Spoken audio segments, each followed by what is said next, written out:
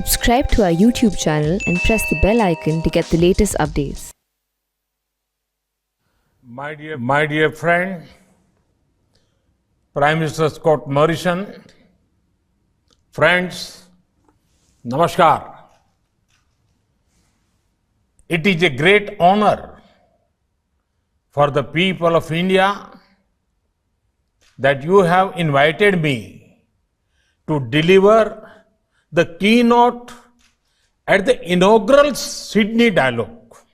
I see this as a recognition of India's central role in the Indo-Pacific region and in the emerging digital world.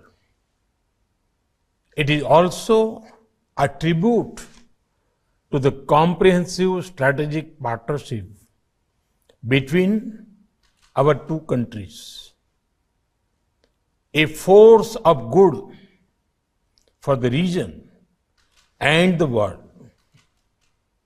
I congratulate the Sydney Dialogue for its focus on emerging critical and cyber technologies.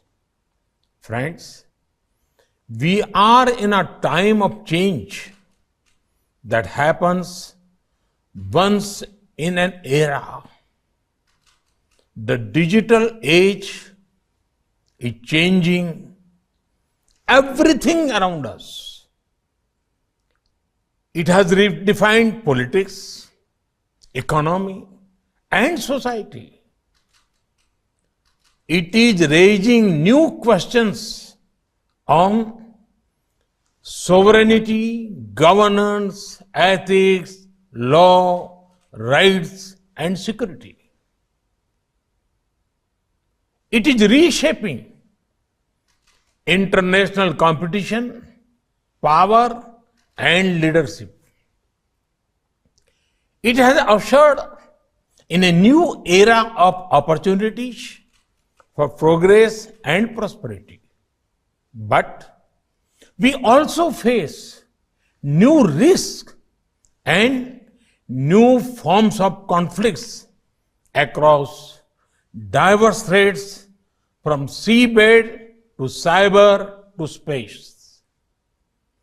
Technology has already become a major instrument of global competition and key to shaping the future international order. Technology and data are becoming new weapons. The biggest strength of democracy is openness. At the same time, we should not allow a few vested interests to misuse this openness. Friends, as a democracy and a digital leader, India is ready to work with partners for our shared prosperity and security. India's digital revolution is rooted in our democracy, our demography, and the scale of our economy. It is powered by enterprise and innovation of our youth. We are turning the challenges of the past into an opportunity to take a leap into the future. There are 5 important transitions taking place in India. 1, we are building the world's most extensive public information infrastructure. Over 1.3 billion Indians have a unique digital identity. We are on our way to connect 600,000 villages with broadband. We have built the world's most efficient payment infrastructure, the UPI. Over 800 million Indians use internet. 750 million are on smartphones. We are one of the largest consumer of data per capita and have one of the cheapest data in the world.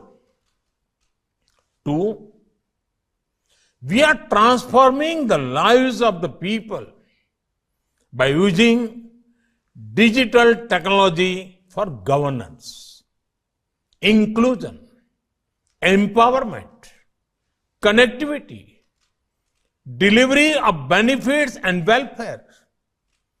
Everyone has heard of India's financial inclusion, banking, and digital payment revolution.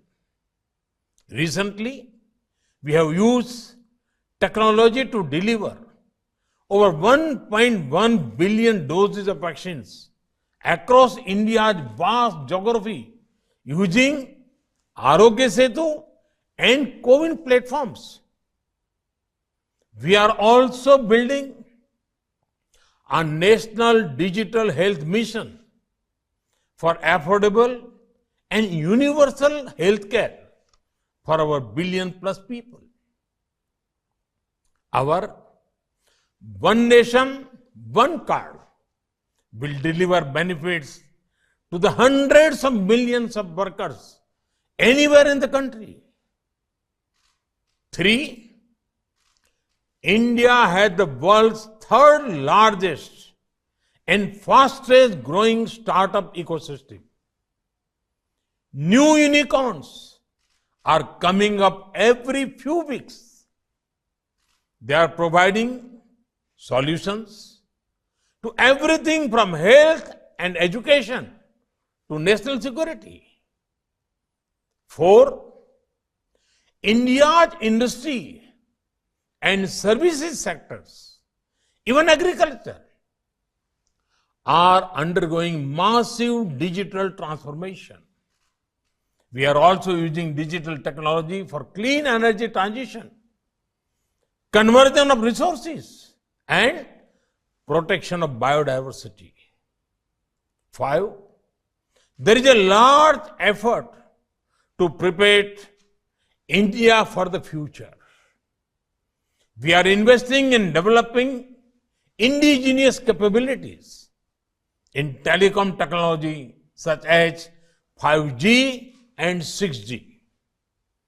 India is one of the leading nations in artificial intelligence and machine learning, especially in human-centered and ethical use of artificial intelligence. We are developing strong capabilities in cloud platforms and cloud computing. This is key to resilience and digital sovereignty. We are building world-class capabilities in quantum computing. India's space program is a vital part of our economy and security. It is now open to innovation and investment for the private sector. India is already a major center for providing cybersecurity solutions and services to corporates around the world. We have set up a task force with our industry to make India a global hub for cybersecurity.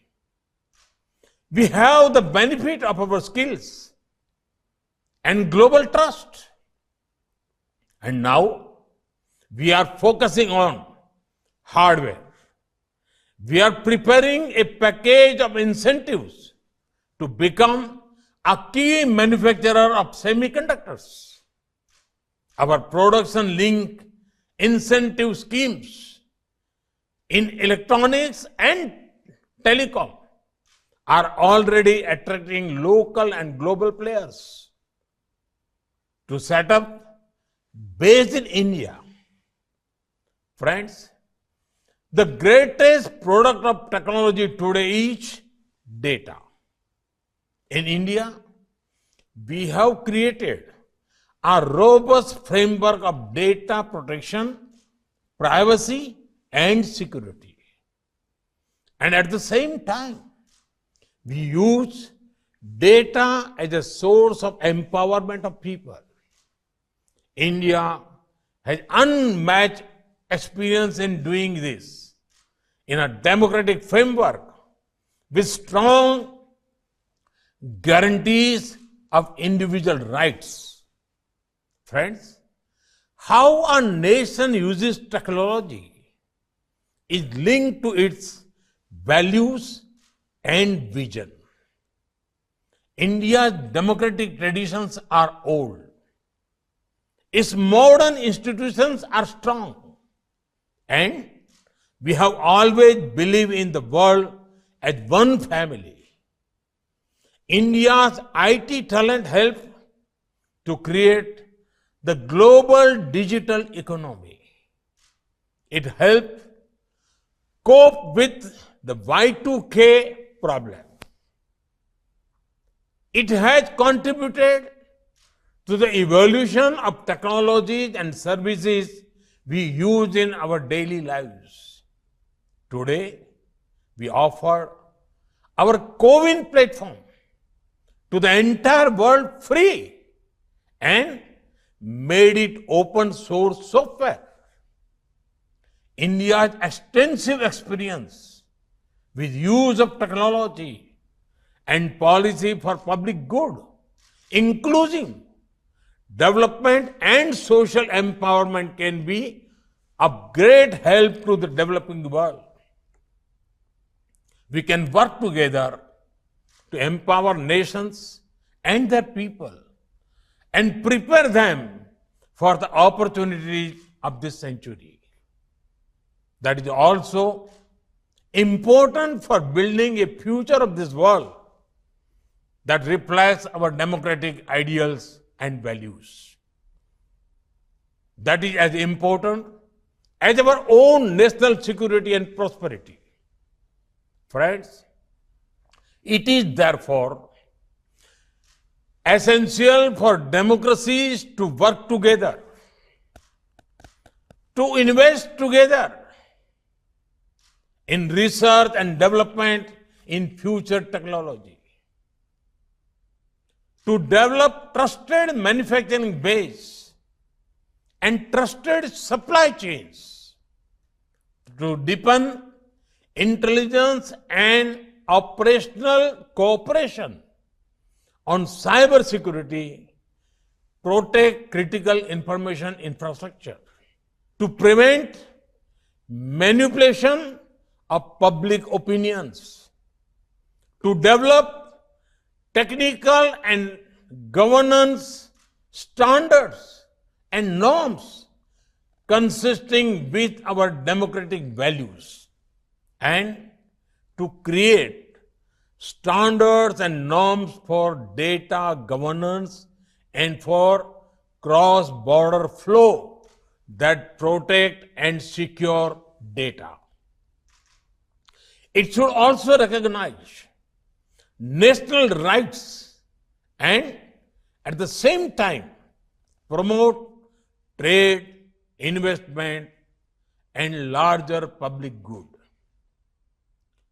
Take cryptocurrency or Bitcoin, for example.